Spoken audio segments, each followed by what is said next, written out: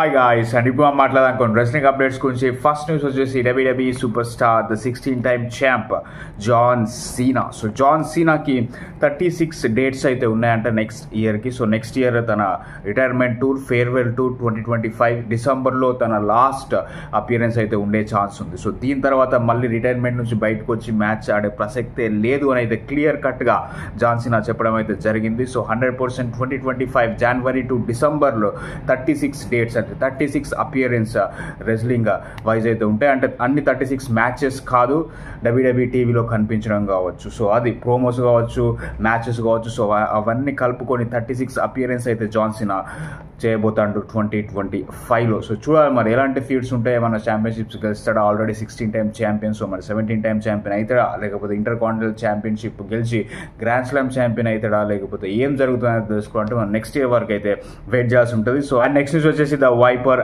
Randy Orton. So Randy Orton రీసెంట్గా 5 year contract అయితే sign చేయడం జరిగింది WWEతో. సో ఈ 5 years సక్సెస్ఫుల్గా కంప్లీట్ చేసుకుంటే ర్యాండీ ఓర్టన్ తన కెరియర్ మొత్తంలో 30 years WWEతో ఉన్నట్టుగా అయితే. సో 100% తను సక్సెస్ఫుల్గానే కంప్లీట్ చేసుకుంటాడు ఈ 5 years కూడా. So very good news Randy Orton ఫ్యాన్స్కి. ర్యాండీ ఓర్టన్ ఎటు వెళ్ళట్లేదు, WWEతోనే ఉండబోతాడు నెక్స్ట్ 5 years కూడా. సో మరి అందరూ ఎదురు చూసే dream match John Cena versus Randy Orton John Cena farewell టూర్లో జరుగుతుందా నెక్స్ట్ ఇయర్ లేదా అనేది రియల్ ఇంట్రెస్టింగ్ థింగ్. దానికంటే ముందు ర్యాండీ ఓర్టన్ గుంతర్ని ఫేస్ చేయాల్సి ఉంటుంది. సో మరి ఓడించి 15 టైమ్ ఛాంప్ అవుతాడా లేదా అనేది కూడా చూడాలి. అండ్ అంతేకాకుండా ర్యాండీ ఓర్టన్తో పాటు చాడ్ గేబుల్ కూడా WWE కాంట్రాక్ట్ అయితే సైన్ చేయడం జరిగింది, న్యూ కాంట్రాక్ట్ 3 yearsకి. So Chad Gable next 3 years కూడా WWEలోనే ఉండబోతాడు. So happy news. ఇప్పుడు అమెరికన్ మేడ్ క్రీడ్ బ్రదర్స్తో అయితే ఫ్యాక్షన్ నడుపుతాడు చాడ్ గేబుల్. ఐవీ నైల్ కూడా జాయిన్ అయింది రీసెంట్గా రాలో. సో మరి చాలా ఇంట్రెస్టింగ్ ఉండబోతుంది. చాడ్ గేబుల్ ఫైనల్ ఇయర్ అన్న సింగిల్స్ టైటిల్ గెలుస్తారా ఈ 3 years కొత్త కాంట్రాక్ట్లో లేకపోతే లేదా అనేది తెలుసుకోవాలి. అండ్ అది కాకుండా Jacob Fatu the bloodline member summer స్లామ్లో ఇంజూరీ అవ్వడం జరిగింది, ట్యాగ్ టీమ్ ఛాంపియన్ తను. సో మనం చూసినాం స్మాక్ డౌన్లో tag team championships Tonga Loa and Tama Tonga పట్టుకోవడం అయితే జరిగింది. So according to the latest update, ఒకవేళ జేకబ్ ఫాటు కనుక ఇంజరీతోని రాకపోతే తమతాంగ అండ్ తాంగలోవా టైటిల్స్ని డిఫెండ్ చేసే ఛాన్స్ అయితే ఉంది. సో అది సోలో సిక్కువా ఇష్టం అంటే ఎవరు ఆ ట్యాగ్ టీమ్ ఛాంపియన్షిప్స్ని డిఫెండ్ చేయాలని, తామతాంగానా లేకపోతే తాంగలోవానా జేకబ్ ఫాటు అని. సో ఈ ముగ్గురిట్లలో ఇద్దరైతే ఆ టైటిల్స్ని డిఫెండ్ చేస్తారు. అండ్ అంతేకాకుండా WWEలో ఫ్రీ బర్డ్ రూల్ అనేది ఉంటుంది. Free birds and tag team ఉండే. సో వాళ్ళు 1970s 80sలో NWA నేషనల్ రెజ్లింగ్ అలయన్స్ రెజ్లింగ్లో ఆ టైంలో చాలా ఫేమస్ ట్యాగ్ టీమ్.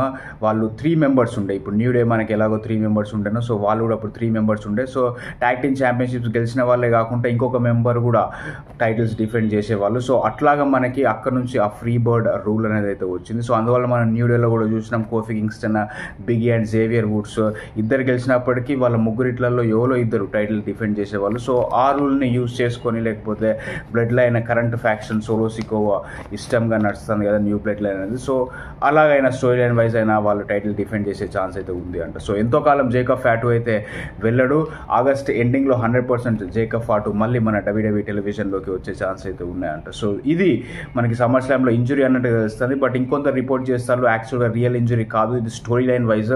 ఎందుకంటే రోమన్ రైన్స్ లాస్ట్ వీక్ వచ్చిండు స్మాక్ డౌన్లో, ఈ వీక్ వచ్చిండు. జేకబ్ ఫాటుని చాలా డామినెంట్గా చూపిస్తుంది WWE న్యూ బ్లడ్ లైన్ ఫ్యాక్షన్లో. సో రోమన్ రైన్స్ కూడా చాలా డామినెంట్గా ఉంది. So Jacob Fatu Roman Reigns ఇప్పుడే 1-on-1 స్క్వేర్ ఆఫ్ చేస్తే కొంచెం కష్టంగా ఉంటుంది. రోమన్ని ఇంకా పెద్దగా చాలా పవర్ఫుల్గా చూపెట్టడానికి జేకబ్ ఫాటుని ఈ కొన్ని వీక్స్ అయితే రిటర్న్ ఆఫ్ చేసిల్లంట టీవీ నుంచి. సో అందువల్ల మనకి తెలిసిందే సింగిల్ హ్యాండెడ్గా Roman Reigns new bloodline faction ఎదుర్కోవడం జరిగింది. స్మాక్ డౌన్లో వాళ్ళపైన అటాక్ అయితే చేసిండు. ఒకవేళ జేకబ్ ఫాటు ఉంటే అడ్డుకునేవాడు. సో అందువల్లనే రోమన్ రైన్స్ని చాలా స్ట్రాంగ్గా చూపెడదామనే ఉద్దేశంతోనే జేకబ్ ఫాటుకి ఈ కొన్ని వీక్స్ అయితే టైమ్ ఆఫ్ ఇవ్వడం జరిగింది. అండ్ స్టోరీ లైన్లో కూడా ఎక్స్టెన్షన్ ఉంటుంది మనకి. ఈ వీక్స్ టైమ్ ఆఫ్ ఇవ్వడం ద్వారా మళ్ళీ జేకబ్ ఫాటు రోమన్ రైన్స్ ఎప్పుడో ఒకప్పుడు కన్ఫర్మ్గా కలుస్తారు. Roman Reigns September 13th episode of smack డౌన్లో కూడా అపియరెన్స్ ఉంది. So September 13th possibly Roman Reigns and Jacob Fatu meet అయ్యే ఛాన్సెస్ అయితే ఉన్నాయి. సో కొందరు స్పెక్యులేట్ చేస్తారు జేకబ్ ఫాటు సోలో సికోవాతో ఉన్నాడు, బట్ రోమన్ రైన్స్ వచ్చిన తర్వాత రోమన్ రైన్స్ సైడ్ వెళ్తాడు అని. సో మరి అది జరుగుతుందా, లేకపోతే Jacob Fatu versus Roman Reigns final 1-on-1 square of face to face మనకి September 13th ఉండే ఛాన్సెస్ అయితే ఉన్నాయి. అండ్ అంతేకాకుండా ఈ వీక్ రా హైయెస్ట్ వ్యూవర్షిప్ అయితే డ్రా చేసింది 1.89 మిలియన్. సో ఇది రెసల్మేనియా ఆఫ్టర్ రా తర్వాత హైయెస్ట్ వ్యూవర్షిప్ ఇదే. So super. అంటే రాలో every match almost story driven. So every match ఒక బ్యాక్ స్టోరీ ఉంది. సో అందుకే రెస్లింగ్లో ఓన్లీ రెస్లింగ్ మూవ్స్ కానీ మ్యాచెస్ కానీ ఇంపార్టెంట్ కాదు, ఆ మ్యాచ్ వెనకాల స్టోరీ కూడా చాలా ఇంపార్టెంట్. సో అసలు ఆ మ్యాచ్ ఎందుకు జరుగుతుంది, వాళ్ళిద్దరు ఎందుకు ఫైటింగ్ చేసుకుంటారు రింగ్లో అనేది తెలియకపోతే జస్ట్ ర్యాండమ్గా రెస్లింగ్ చేసుకుంటా లేకపోతే హై ఫ్లయింగ్ మూవ్స్ అవి ఇవి కనెక్ట్ చేస్తే ఆ ఎక్సైట్మెంట్ అనేది ఉండదు. సో స్టోరీ ఇంపార్టెన్స్ మనకు తెలియజేస్తుంది ఈ week Raw ratings. So 100% mania after Raw highest ratings అయితే డ్రా చేయడం జరిగింది. Very well deserved. ఎందుకంటే మీరు every match Creed brothers match కావచ్చు, దానికి ఒక స్టోరీ ఉంది. అండ్ అంతేకాకుండా Damian Priest Judgment Day story ఒకటి ఉంది, Drew McIntyre CM Punk story ఉంది, New Day Final Testament story ఉంది, ఒడెసే జోన్స్ కొత్తగా జాయిన్ అవ్వడం జరిగింది. అండ్ అంతేకాకుండా ఉమెన్స్ డివిజన్లో సోనియా డెవిల్ది అదొక స్టోరీ నడుస్తుంది, Alba Fyre Isla Dawn Damage Control story line.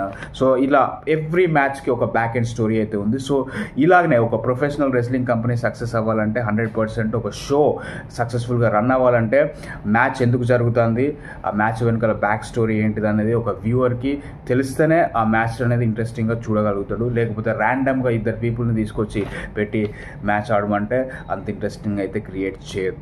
And next news వచ్చేసి Bash in Berlin. Already 3 matches అయితే ఆఫీషియల్ అయిపోయినాయి.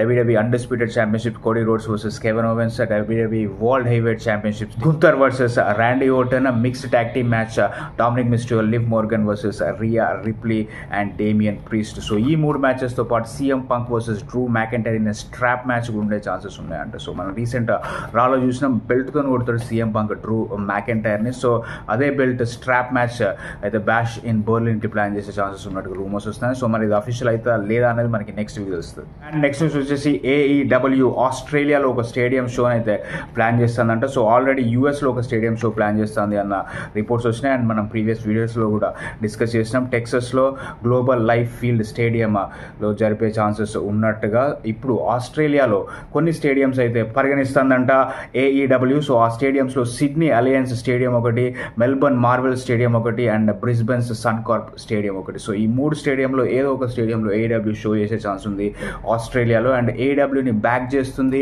ఒక ఎంటర్టైన్మెంట్ కంపెనీ ఆస్ట్రేలియా, TEG అనే ఎంటర్టైన్మెంట్ కంపెనీ ఈ ఈవెంట్ని బ్యాక్ చేసే ఛాన్సెస్ అయితే ఉన్నాయి. అంటే వాళ్ళకి సపోర్ట్ కావచ్చు, స్పాన్సర్ కావచ్చు, వ్యవహరించే ఛాన్స్ ఉంది TEG ఎంటర్టైన్మెంట్ కంపెనీ AEW కనుక ఒకవేళ ఆస్ట్రేలియాలో షో చేస్తే. సో మరి మెల్బర్న్లో చేస్తుందా, సిడ్నీలో చేస్తుందా, బ్రిస్బెన్లో చేస్తుందా అనేది చూడాలి. మనకు తెలిసిందే WWE ఎలిమినేషన్ చేంబర్ చేసింది ఈ ఇయర్ స్టార్టింగ్ ఫిబ్రవరిలో అడిలైడ్ ఆస్ట్రేలియాలో. సో మరి AEW ఏ వెన్యూ ఎంచుకుంటుంది, ఏ స్టేట్ ఎంచుకుంటుంది అనేది రియల్ ఇంట్రెస్టింగ్ థింగ్. నాకు తెలిసి ఒక బిగ్ అనౌన్స్మెంట్ అయితే వస్తుంది ఆల్ ఇన్లో. సో ఆల్ ఇన్ 1 and 2 మనకి వెంబ్లీ స్టేడియంలో జరిగింది యునైటెడ్ కింగ్డమ్. సో మరి ఆల్ ఇన్ 3 యాక్చువల్గా US స్టేడియం షోగా జరుగుతుందా లేకపోతే ఆస్ట్రేలియాలో జరుగుతుందా అనేది మనకి ఆగస్ట్ 25th నైట్ 9:30 తెలుస్తుంది. అంతేకాకుండా నాకు ఒకటి చెప్పండి, AEW ఆల్ ఇన్ ఎంతమంది చూస్తారు ఆగస్ట్ 25th నైట్ 9:30 అనేది ఒకసారి కింద కామెంట్ చేయండి. Thank you so much for joining.